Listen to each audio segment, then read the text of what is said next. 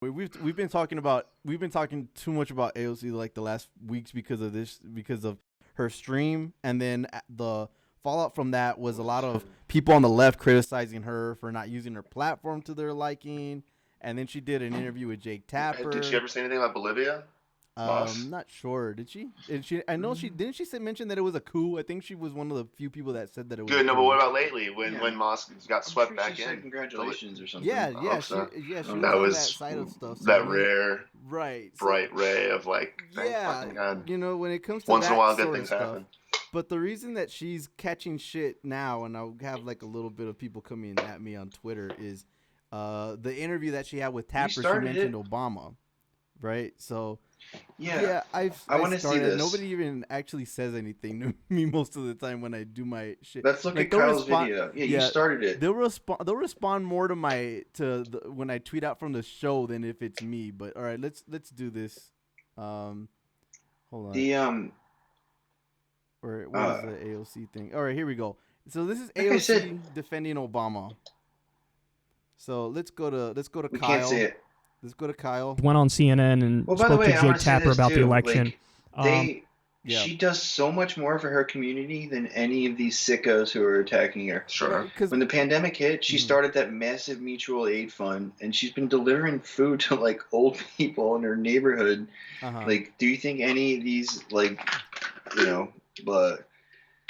psycho Biden delivered pizza to police or firefighters or something? Does that? That's mutual aid. We're talking about the Green Party assholes. Right. So if any of them, do you think like Ryan Knight, those mutual funds? Yeah, mutual I'm like, I don't even know the whole.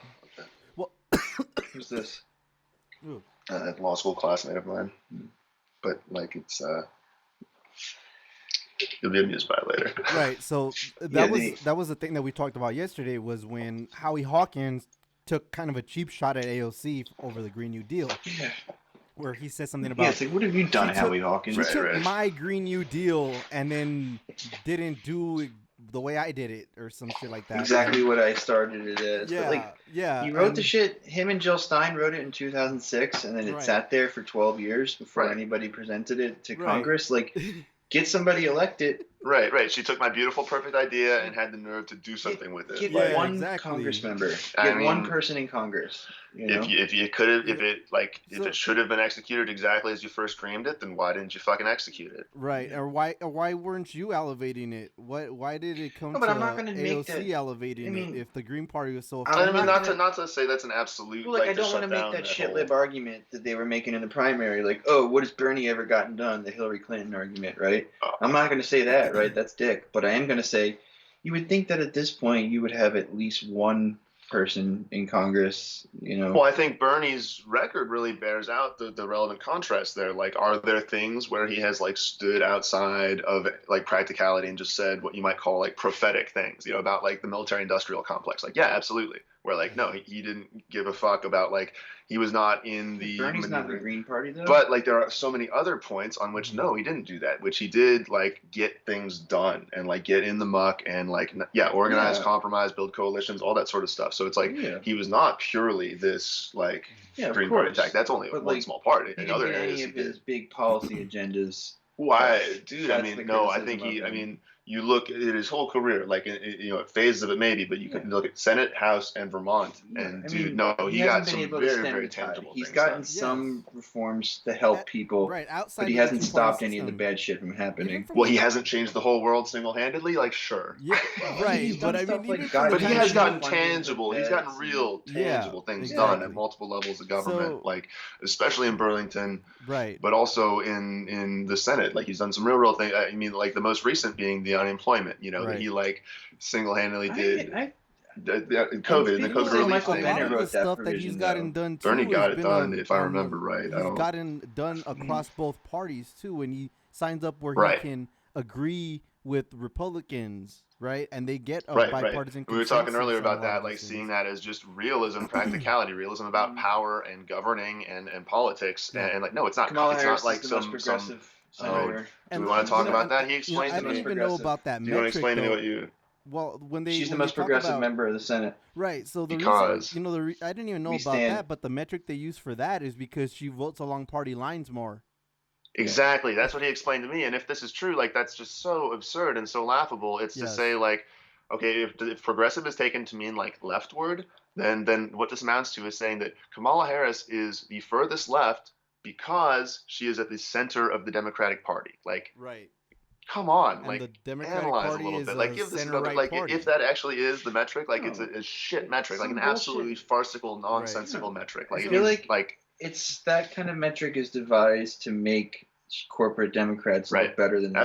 That's all. That is like a circular, like a false circular, like. Yeah. So the people were doing that in the primary to make her look great, and then now in the general election, it's a liability because they're saying Trump says that in all of his rallies. Okay. She's further left than Bernie Sanders, folks. Christ. He says that at every single rally.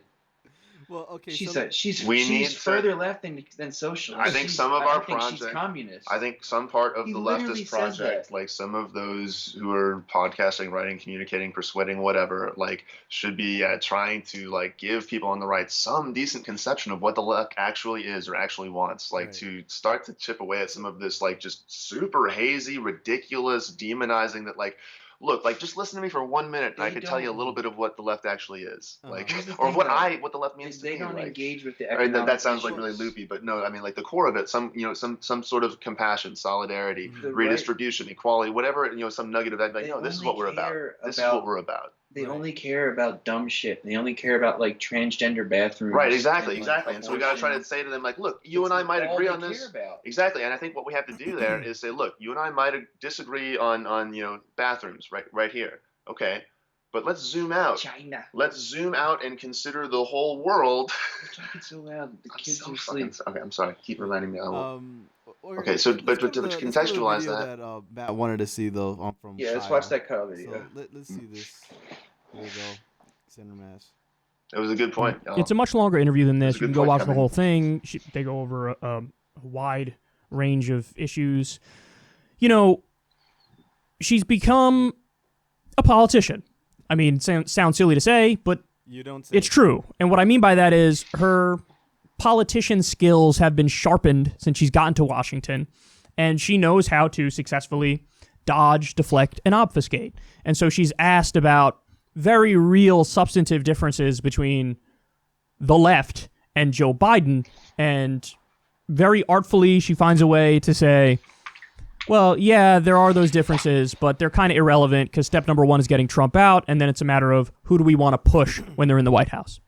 So, that's basically her line. Her line is, I enthusiastically support Joe, even though we have many disagreements, and I'm going to lobby him to be better on these issues. Say what you want about that approach, that strategy, that mindset. I'll just remind everybody, ain't nothing going to happen with Joe. He ain't going left. He is who he is. And you could say, hey, on those merits alone, better than Trump. Fair enough. But don't delude yourself into thinking you're going to push him left and he's somehow going to be like FDR or Noam Chomsky in office. I don't think that's going to happen. I think that's incredibly naive. Anyway, that's not the point of this segment. She was asked about Obama. There's actually a decent question from Jake Tapper here. It's a little bit of bait, too, because Jake Tapper knows Obama has a very high approval rating, and so he wants to, bait AOC, who's one of the representatives of the left flank in D.C., he wants to bait AOC into attacking Obama, and she doesn't take the bait on it. Yeah, and she was smart enough. Well, you guys know me. I kind of wish she did, because I don't think we're ever going to get real change if we don't acknowledge the failures of everybody who's come before us. And when you try to gloss over those failures and act like, in fact, they weren't failures, okay, well, then you're going to get more of the same, because you're not even really diagnosing what one of the problems was in what led to Trump. So anyway, here's what she said about Obama, and then we'll break it down. Do you think the Obama presidency was not a progressive presidency? Look at that. That's such bait. No, I think President Obama did everything he could with the limitations of a Republican Senate and, frankly, a Republican-controlled Congress with much of his term. But, I think that being said, there were, of course, progressive demands that were, and progressive wishes that weren't exactly met, but that wasn't solely due to President Obama. We desperately wanted even to settle for a public option during that time, and it frankly wasn't President Obama's fault that didn't happen. I do believe that there are certain areas like foreign policy where there was much to be desired, and I don't believe that, for example, in certain areas like progressive policy, there wasn't necessarily it wasn't as progressive as perhaps many folks in this country would have liked. But if we have an opportunity, if we work hard enough to elect folks like Jamie Harrison, to make sure that we protect seats like Gary Peters, and to make sure that we unseat Republicans like Joni Ernst, and we have the unique, frankly, once in a generation opportunity to have the White House, the Senate, and the House majorities democratically controlled, then I believe we have an obligation to the American people to show what a Democratic administration can actually accomplish, and that we can govern, and that we can truly have leaps in policy that people can feel in their everyday lives that makes voting Democratic not just worthwhile, but a memorable shift from just a flat line of this idea of bipartisanship, which often just becomes Republican manipulation. The main thing I take issue with is when she says Obama did everything he could with the limitations of Congress. All right, so that was the clip that Kyle played. Yeah. That last part about getting some substantive change that helps people, to show them that Democrats ain't like a bunch of bitches, like just getting one thing done.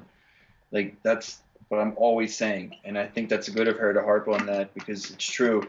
And people don't often center that argument. They think of like the anti-Trump stuff and the let's get back to brunch stuff. And that's the stuff you hear with that crowd. And her to go on cable news like that and tell them, like, look, we need to create actual positive change in these people's lives so they vote for us forever. And I think that will help keep the pressure on them. That's why we need to black pill the libs, because they demand more. But if they can demand more through this, like, accepting that it's a good policy outcome because it helps your team, like, I'll take that in the meantime, until they realize, like, they suck. Like, if we can have them demanding progressive policy because they think it'll help the Democrats long term, that might be a quicker route to get them to, support, social democratic reforms. Yeah, and see, I want to sketch. Well, go ahead. You want to go? Yeah. Well, so this is the way I was looking at it. So, is any of part of that true where she said about Obama could have been more progressive if it wasn't just for the Republicans? I mean, He should have done the public option. He could have done the public option. There was a supermajority. He should have gotten us out of the war. He should have stopped all the drone strikes. He should have stopped doing drone strikes. Well, of course that's true, and of course she knows that. But I think that's what sets up the more interesting questions of, like, how else could she have responded? And that's what I want to address. But I want to let you finish. Right. So this is the thing. She knows Obama's still popular among lib voters. This isn't about Pelosi. This isn't about the establishment Democrats or anybody that's in office. This is about lib voters that still buy into the Obama Kool-Aid. That's who it is. Mm-hmm. So if she goes out here and she says what everybody wants her to say, and what you and I want her to, what all of us want her to say, and Obama did drone strikes, Obama did this, he's a horrible neo-lib. What's the headline the next day? Obama slams Obama or what? AOC slams Obama a week out of the election. And distance ourselves from and then what happens? It'll be her fault that he loses. Right. It'll be her fault that Biden loses. Right. And then all the lib voters come out single-handedly. And say, why is AOC doing this? Just like Brianna single-handedly torpedoed Bernie. Right. I had somebody in my replies the other night saying that last night that she should endorse Howie Hawkins. Like, fuck's sake. Okay. All right. Nonsense. Yeah. Go ahead. All right. Why would you support, like, the Green Party just are slackers? They have to show that they can do the kind of organizing that other groups do. Like, why is it that there's, DSA chapters growing and them getting people elected and not Green Party? What's stopping them from doing the same sort of, local politics that, DSA branches are doing?